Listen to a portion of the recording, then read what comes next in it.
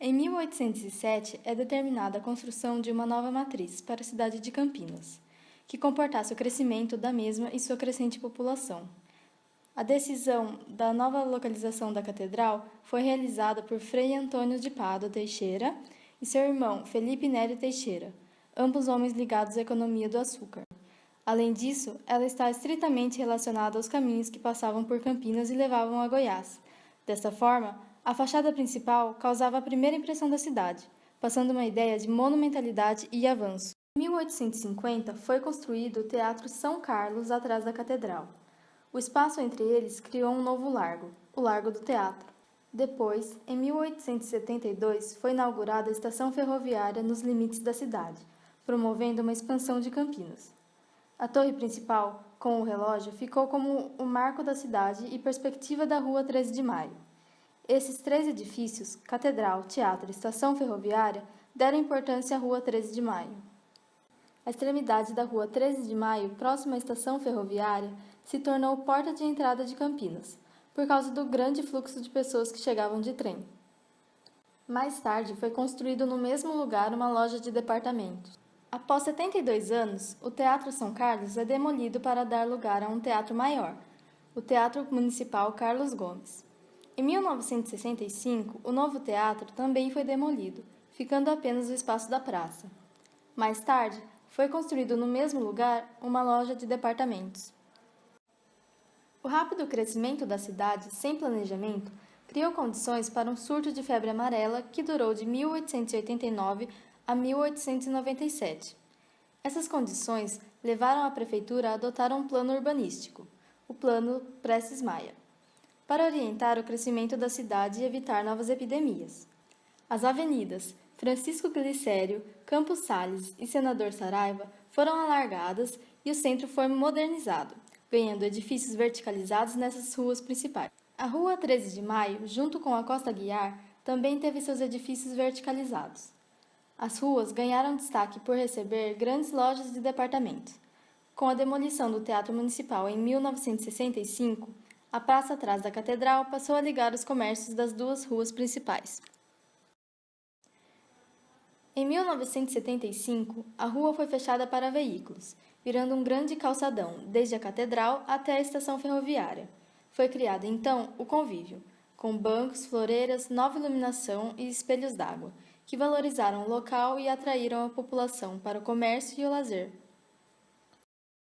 Em 1980, com o surgimento dos shoppings, a população foi atraída para o perímetro externo da cidade, e o centro passou a sofrer um processo de degradação e desvalorização.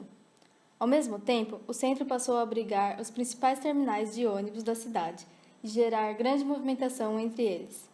Em 1987, os equipamentos do convívio foram retirados e a rua ficou ainda mais degradada. No ano 2000, a Rua Álvares Machado recebe uma cobertura para abrigar o comércio informal, gerando outra via importante de comércio entre os terminais de ônibus do Mercado e Central. Em relação ao formato, a forma da igreja segue o formato das ruas. As praças seguem o formato da igreja e, consequentemente, da rua, formando espaços livres, que são considerados como respiros do centro. A Praça José Bonifácio apresenta uma perspectiva evidente para a catedral, marco histórico e simbólico. Apesar da influência religiosa ter diminuído nas últimas décadas, a catedral ainda recebe milhares de pessoas todos os dias e tem importância histórica para o centro de Campinas. Sua localização, com o largo à frente, valoriza sua monumentalidade. Por exemplo, seria incoerente se a igreja fosse próxima a Francisco Glicério, já que não seria vista de tantos lugares. Ou, se fosse muito afastada, acabaria ficando mais escondida. Já sua retirada implicaria na descaracterização da região, assim como ocorreu na Praça Rui Barbosa, onde havia o teatro. A circulação em ambas as praças ocorre de forma cruzada, indo da Rua 13 de Maio para a Costa Guiar e vice-versa. Tais fluxos movimentam as praças e valorizam o comércio das duas ruas. A limpeza visual na Praça da Catedral ressalta a imponência desse edifício histórico. Ela seria desvalorizada com a presença de comércio informal, lojinhas, ambulantes, e outros equipamentos ou vegetações que prejudiquem essa perspectiva.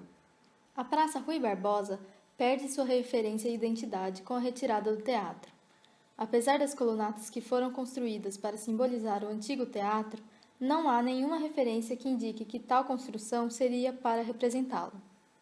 Com a falta de uma referência, bancas, ambulantes e barracas de comércio se instalaram nesse espaço, atraindo mais pessoas para ele. Além disso, por ser mais próxima de comércios do dia a dia, que se encontram nas ruas 13 de Maio e Costa Aguiar, ela acaba sendo de maior permanência. Portanto, após a análise, é possível concluir que as duas praças localizadas próximas uma da outra possuem funcionalidade e usos divergentes. A qualificação do espaço se dá através dos diferentes usos. A primeira, a Praça José Bonifácio, foi qualificada para evidenciar a monumentalidade e a perspectiva da igreja, por isso não existem espaços de permanência e a torna um local de passagem. A segunda, a Praça Rui Barbosa, não possui um uso definido e por isso as pessoas que a frequentam acabam se apropriando do local do seu modo, tornando-a um local não qualificado. Uma proposta possível seria a qualificação desse espaço atrás da catedral com um uso definido, podendo ser cultural e lazer.